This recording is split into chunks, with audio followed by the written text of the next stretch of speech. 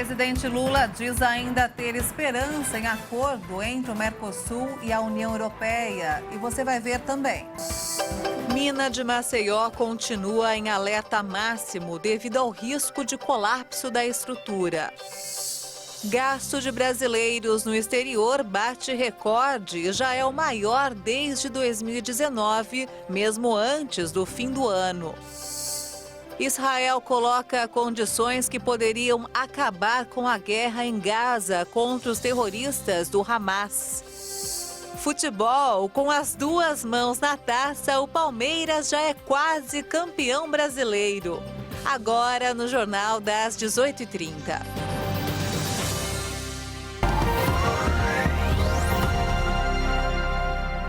Olá, boa noite. São 18h33 pelo horário de Brasília e você acompanha agora as principais notícias do Brasil e do mundo desta segunda-feira, dia 4 de dezembro de 2023. O presidente Lula disse hoje que ainda tem esperança na assinatura do acordo comercial entre o Mercosul e a União Europeia, mesmo diante da negativa do líder francês Emmanuel Macron. Em entrevista na Alemanha, na última etapa do giro internacional que fez nos últimos dias, Lula comentou entraves recentes nas negociações. Direto de Brasília, Jaqueline Fonseca traz mais informações. O presidente Lula disse nesta segunda-feira em Berlim que vai continuar trabalhando para concretizar o acordo entre a União Europeia e o Mercosul até que todos os países envolvidos se manifestem definitivamente sobre este assunto. Essa afirmação foi feita ao lado do chanceler alemão Olaf Scholz, que disse que a Alemanha é a favor deste acordo. Essas declarações vieram de encontro e como resposta ao que disse o presidente francês Emmanuel Macron durante a COP em Dubai.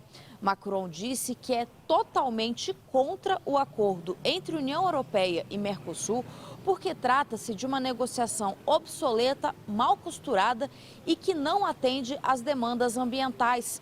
No fim de semana, Lula se reuniu com Macron e pediu que o presidente francês olhasse com carinho para o acordo entre os dois blocos. Em seguida, Macron fez essa declaração.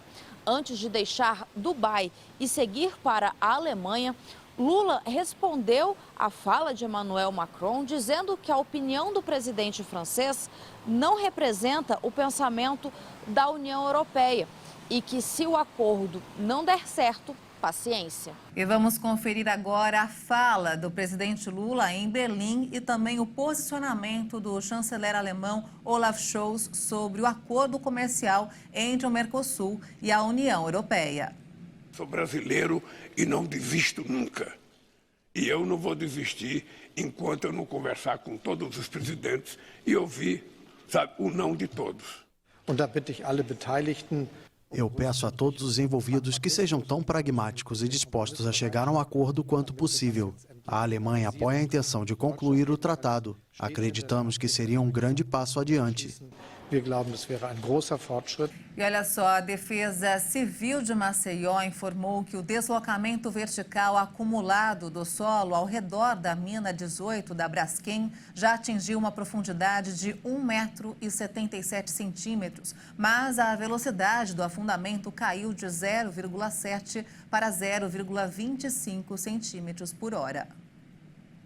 Segundo o Ministério de Minas e Energia, a situação está estabilizada e, caso haja o colapso de uma mina, ele ocorrerá de forma localizada e não generalizada. De acordo com o relatório divulgado pela pasta, é observado estabilização da situação, com redução do ritmo de subsistência do terreno e redução da probabilidade de deslocamentos de terras de larga escala.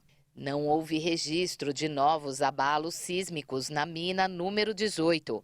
Nos últimos dias 2 e 1º de dezembro, 2 tremores foram detectados a 300 metros de profundidade, o primeiro de magnitude 0,39 e o segundo de 0,89, respectivamente. O risco de colapso na região ainda é iminente e a Defesa Civil permanece em alerta máximo. A recomendação é que a população não transite nas áreas desocupadas até uma nova atualização da situação. Com as recentes ondas de calor, além de ficar atento à saúde, é preciso ter cuidado nos momentos de lazer, principalmente nas praias. O repórter Anderson Nascimento, direto do Rio de Janeiro, tem mais detalhes. É isso, Maria Alice. Com as altas temperaturas e a chegada do verão, o Corpo de Bombeiros reforça o alerta para o perigo do mar. Só este ano foram feitos mais de 24 mil resgates de banhistas nas praias cariocas. O número representa um aumento de 60%, se comparado ao mesmo período do ano passado. Com a Operação Verão lançada pela Prefeitura, o Corpo de Bombeiros aumentou o número de treinamento de resgate nas praias e reforçou em 20% o efetivo de militares que atuam no litoral do Rio. Só na praia de Copacabana, um dos principais cartões postais da cidade, foi registrado mais de 7 mil afogamentos, o que reforça o alerta. Além disso, um novo equipamento que capta imagens em tempo real do mar está sendo utilizado pelos militares. Bom, o verão está chegando e a gente já precisa se preparar para todas as eventualidades. Que não aconteça, mas os militares estarão preparados. É com você, Maria. É atenção redobrada, né? E olha só, quem for aos cinemas nos próximos dias assistirá a um filme de 29 segundos com um alerta sobre os riscos do glaucoma e a importância da prevenção. A repórter Maria Clara Leite tem mais informações. A campanha da Sociedade Brasileira de Glaucoma será exibida em cinemas de 125 cidades brasileiras entre os dias 7 e 15 de dezembro. A ideia é conscientizar a população sobre a importância dos exames preventivos para evitar a cegueira causada pelo avanço da doença. Segundo a Organização Mundial da Saúde, o glaucoma é a principal causa de cegueira irreversível no mundo. Apesar disso, a doença ainda é pouco conhecida.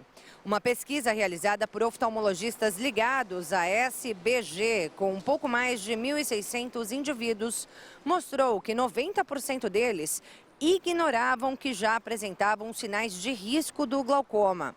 Estimativas do órgão indicam que cerca de 2,5 milhões de pessoas tenham a doença aqui no Brasil.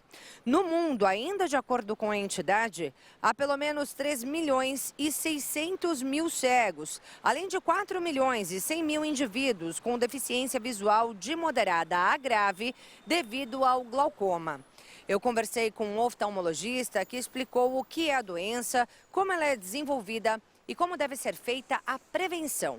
Acompanhe. O glaucoma é caracterizado pela perda do campo visual, inicialmente de forma periférica e em fases avançadas, uma perda total da visão de forma irreversível. É uma doença provocada pelo aumento da pressão intraocular, que gera danos ao nervo óptico, o nervo que leva informação dos olhos até o cérebro. E se não controlada, essa perda vai ser irreversível e esses pacientes, muitas vezes, jovens, vão ter sua visão e sua qualidade de vida alterada. Em relação ao desenvolvimento do glaucoma, a gente sabe que existem alguns fatores, como questão genética, familiar, idade, mas a principal fator de risco para o desenvolvimento do glaucoma é a pressão alta dos olhos. Só que como saber que a pressão está alta dos olhos? Só numa consulta com o seu médico oftalmologista de confiança. É por isso que nós sempre explicamos para a população que é importante uma consulta todo ano, uma vez por ano, com o seu médico oftalmologista. Lá vai ser o momento de fazer um check-up completo dos seus olhos e saber se a pressão está alta ou não e se os exames oftalmológicos estão normais. Então, fica aqui a dica. Cuide bem dos seus olhos. É isso aí. A Sociedade Brasileira de Glaucoma estima que 150.000 pessoas sejam impactadas com essa campanha que será realizada nos cinemas de todo o Brasil entre os dias 7 e 15 de dezembro. E a expectativa é que essas pessoas procurem o quanto antes um oftalmologista para realizar a prevenção ou até mesmo dar início a um tratamento contra o glaucoma. Vamos falar agora sobre economia. Os brasileiros que viajaram para o exterior gastaram 12 bilhões e 300 milhões de dólares, o equivalente a 60 bilhões de reais entre janeiro e outubro. o que já representa o maior nível das despesas fora do país desde 2019, mesmo sem considerar os últimos 2 meses do ano. Trata-se do maior patamar desde o início da pandemia da Covid-19. Os dados foram divulgados pelo Banco Central. Além disso, apenas em 2019, os turistas gastaram mais fora, cerca de 17 bilhões e 500 milhões de dólares, equivalente a 85 bilhões e 400 milhões de reais. Na contramão, os estrangeiros também investiram mais recursos em solo nacional. Entre janeiro e outubro, segundo o Banco Central, viajantes de outros países deixaram 5 bilhões e 600 milhões de dólares, cerca de 27 bilhões e 300 milhões de reais na economia brasileira, o maior patamar desde 2019, quando os gastos totalizaram 5 bilhões e 900 milhões de dólares, que totalizam 28 bilhões e 800 milhões de reais. O saldo anual das viagens está negativo em 6 bilhões e 600 milhões de dólares, totalizando 32 bilhões e 200 milhões de reais no acumulado do ano. Historicamente, o volume gasto por brasileiros no exterior é maior do que o estrangeiro em solo brasileiro. Em 2022, o resultado também foi negativo e ficou em 7 bilhões e 200 milhões de dólares, equivalente a 35 bilhões e 100 milhões de reais. E vamos agora ao mercado financeiro. O dólar fechou em alta nesta segunda-feira, na medida em que investidores repercutiam as novas projeções do Boletim Focus e seguiam na expectativa pela divulgação de dados importantes ao longo da semana, com destaque para o Produto Interno Bruto brasileiro. O mercado ainda aguarda números de emprego nos Estados Unidos e monitora eventuais sinais sobre o quadro de juros na maior economia do mundo. Ao final da sessão, o dólar avançou 1,38% e encerrou o dia cotado a R$ 4,94 na venda. Já o Ibovespa caiu 1,06% aos 126.817 pontos. E olha só, nem na hora de buscar a recolocação no mercado de trabalho, o cidadão tem paz e segurança.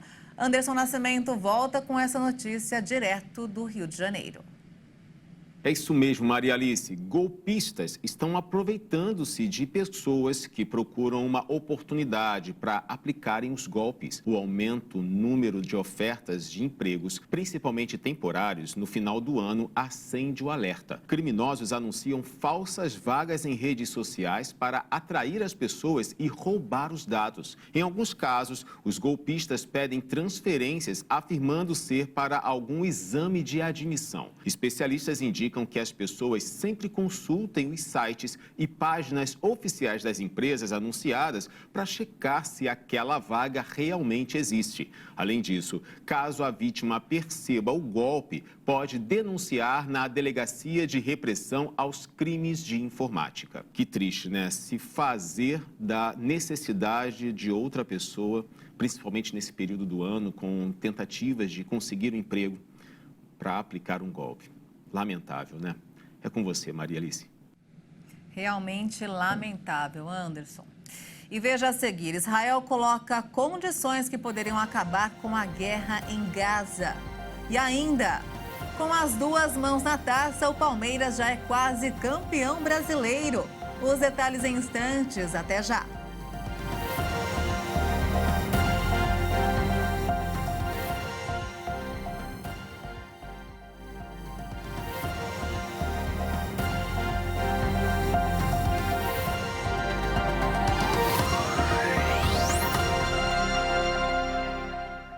Estamos de volta, 18 horas e 48 minutos, pelo horário de Brasília.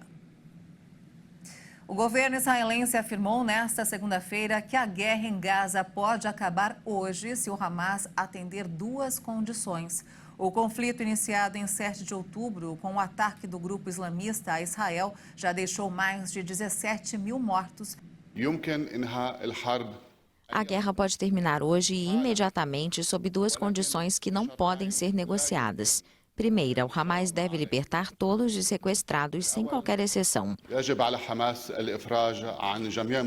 Segunda, os líderes do Hamas devem se render e esta organização terrorista deve ser desmantelada completamente e para sempre.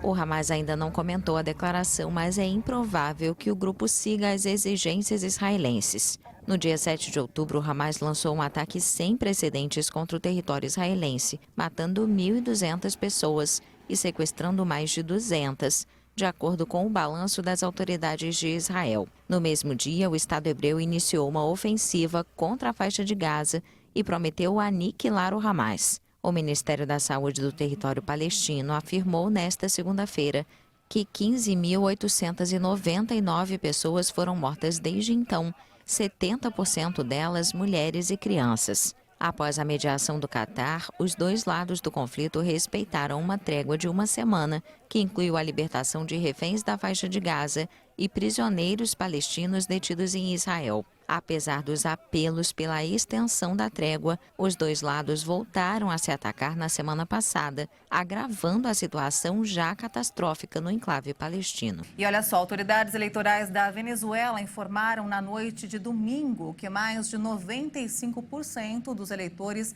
apoiaram a criação de uma província venezuelana na zona rica em petróleo que o país reivindica na vizinha Guiana. Autoridades eleitorais da Venezuela informaram na noite de domingo que mais de 95% dos eleitores apoiaram a criação de uma província venezuelana na zona rica em petróleo que o país reivindica da vizinha Guiana.